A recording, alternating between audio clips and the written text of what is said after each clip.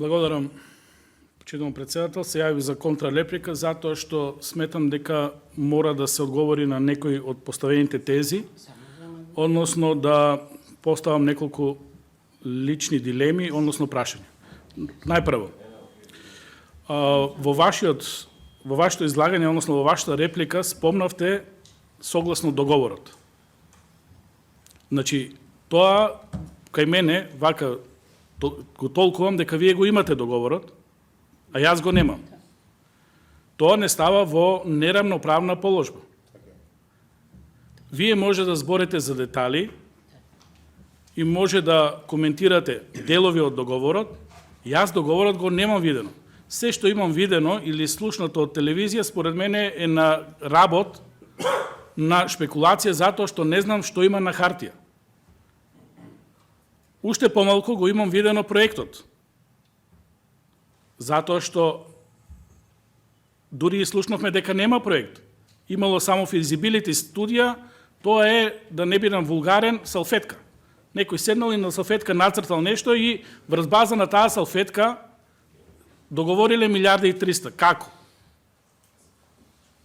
Затоа се потребни тие документи, за да падне сомнежот. Не можеме да си играме играчка со милиарди. Веќе почнавме да забегуваме, луѓе. Не играме со милиони, со милиарди. Понатаму, спомнавте неуспешни примери. Јас ќе ви кажам дека во оваа држава се има периоди кога се градело. И тоа во време кога заедно бевме на власт. ВМРО, ДПМН и ДУИ.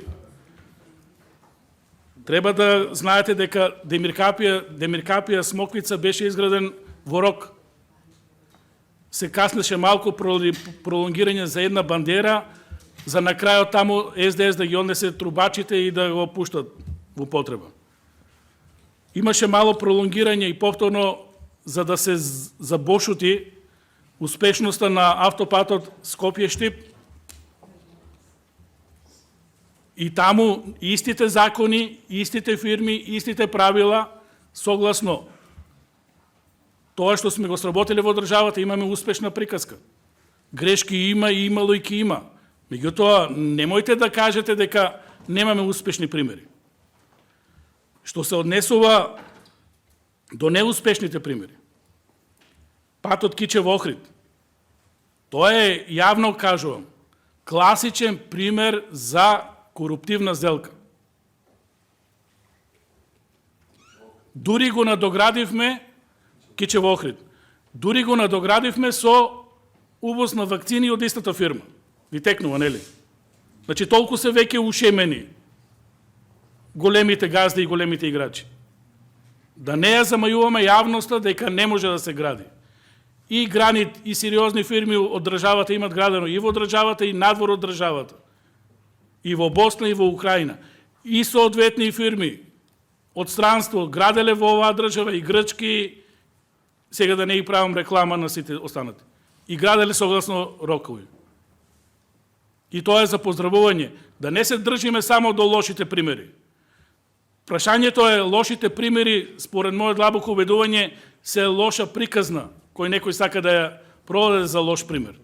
Позадината е нешто сосема друго. Носењето на бетон во стечој и губењето на 3 години за магистралниот пат, според мене не е ништо друго, туку замена на фирми и можност за полесни провизии. Тоа се случува. Или се договараш, или излегуваш од бизнисот кога се менува власт. Тоа е реалноста. Сакале ние да го признаеме или не сакале да го признаеме.